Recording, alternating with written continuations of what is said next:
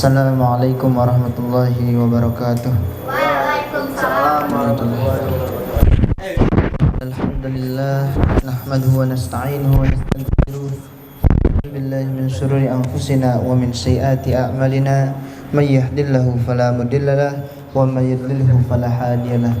Asyhadu an la ilaha illallah wa asyhadu anna Muhammadar rasulullah la nabiyya ba'd. Qala Allah Ta'ala fil Qur'anil Karim, a'udzu billahi minasyaitonir rajim. Bismillahirrahmanirrahim. Rabbi shrah li sadri wa yassir li amri wahlul 'uqdatam min lisani yafqahu qawli. Pertama-tama marilah sama-sama kita panjatkan puji syukur kehadiran Allah Subhanahu wa taala yang telah memberi kita beribu-ribu macam nikmat, di antaranya nikmat iman, nikmat Islam, nikmat sehat wal afiat, sehingga kita dapat berkumpul di tempat ini. Kemudian salawat bertangkaikan salam tak juga kita lupakan kepada baginda junjungan Nabi besar Muhammad sallallahu alaihi wasallam, kepada keluarganya, para sahabatnya, semoga sampai kepada kita. Amin. Kemudian berdirinya saya di sini ingin menyampaikan kajian fikih terkait pembahasan dalam kitab Safinatun Najah, bab tentang salat sesuai dengan requestnya Bang Rudi. Bismillahirrahmanirrahim. Banyak sekali bilangan-bilangan di dalam sholat tentang syarat-syarat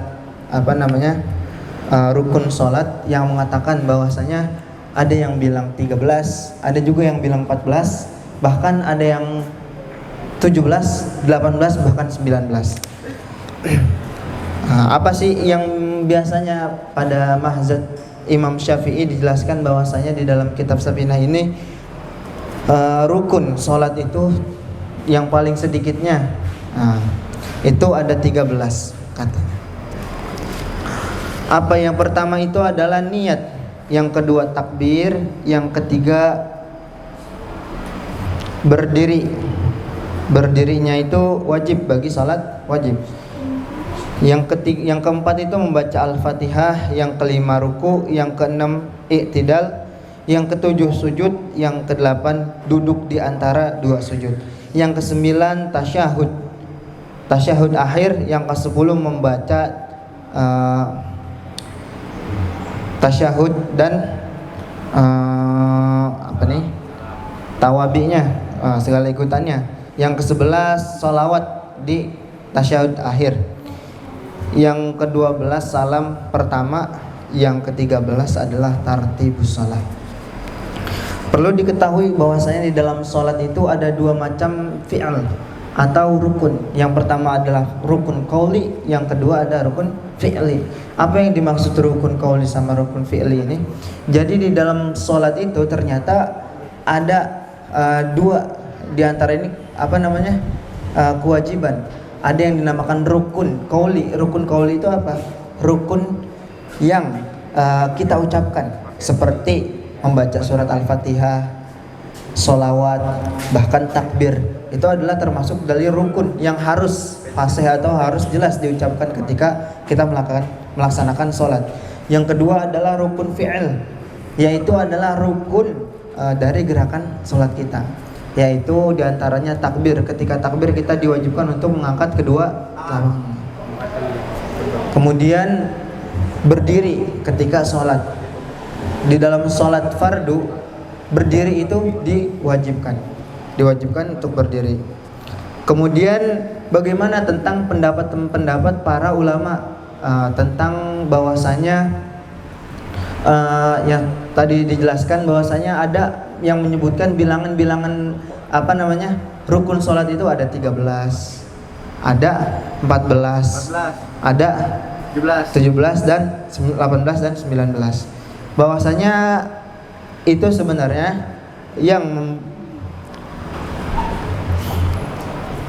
bilang 14 contohnya itu di situ dia mewajibkan, memang diwajibkan adanya tumaninah di dalam sholat.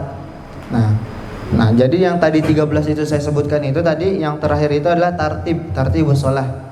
dari awal sampai akhir tartib.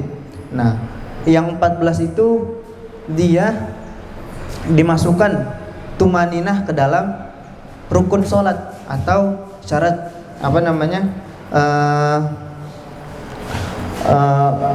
rukun sholat yang ke-14. Kemudian bagaimana dengan yang 17? Bahwasanya di dalam tumaninah itu ada beberapa gerakan yang di dalamnya daripada sebagian sahnya gerakan itu disertakan di dalamnya adalah tumaninah. Nah, itu ada 4 tempat. Tumaninah itu ada 4 tempat nih. Nah, yang pertama itu ada di i'tidal. Yang kedua di sujud. Yang ketiga duduk di antara 2 sujud. Nah, itu kan udah ada 4 tuh. Yang pertama tadi di ruku ya. Di ruku masuknya tumaninah itu 1 di ruku, kedua di sujud, ketiga di antara 2 sujud. Di antara 2 sujud tumaninah tuh harus ada tumaninah. Yang keempat tadi udah 4 tuh.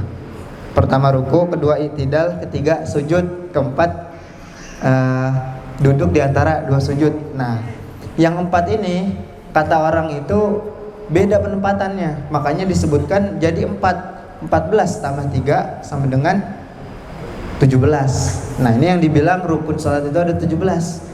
Kemudian bagaimana orang yang bilang 18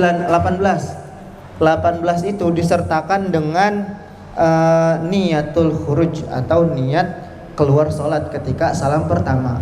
Itu di situ diniatkan kita selesai sholat. Nah, batas akhirnya itu sholat itu bahkan terputusnya antara imam dengan makmum itu ketika sang imam membaca salam pertama.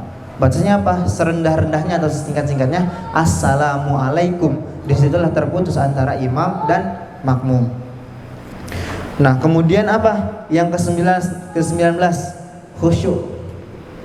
Nah, bayangin kalau misalkan khusyuk sepenuhnya itu adalah rukun sholat, pasti berat, apalagi bagi kita lah gitu ya. Nah, jadi yang dimaksud khusyuk itu memang harus ada. Mungkin terlebih ketika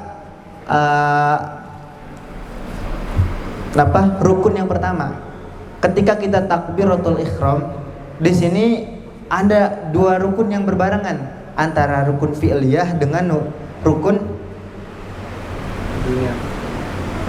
fi'liyah. Rukun fi'liyah sama rukun qauliyah. Nah, di sini ada 2. Jadi ketika kita bertakbiratul ihram, mengucap kita pertama nih. Pertama kan takbiratul